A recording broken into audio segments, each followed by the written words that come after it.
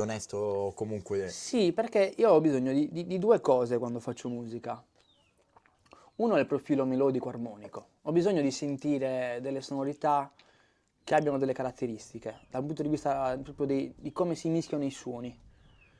Per questo magari che io non sono un grandissimo appassionato per questo momento del pop, perché ha delle sonorità che dopo un po' per me Sono banali non forse? banali, no, no, non intendo Non so. banali, anche perché poi quando è fatto bene il pop No, è no, altissima qualità. No, intendo proprio, che so, io ho bisogno di sentire, che so, ogni tanto le settime, le none, certo, tutte quelle parti dell'accordo che magari mh, radiofonicamente potrebbero funzionare fino a un certo punto in questo momento, certo. perché se io prendo le canzoni soul che andavano nella radio Gli anni negli anni 70. 60-70 o anche 50, Altro. c'era di tutto dentro. Certo, certo.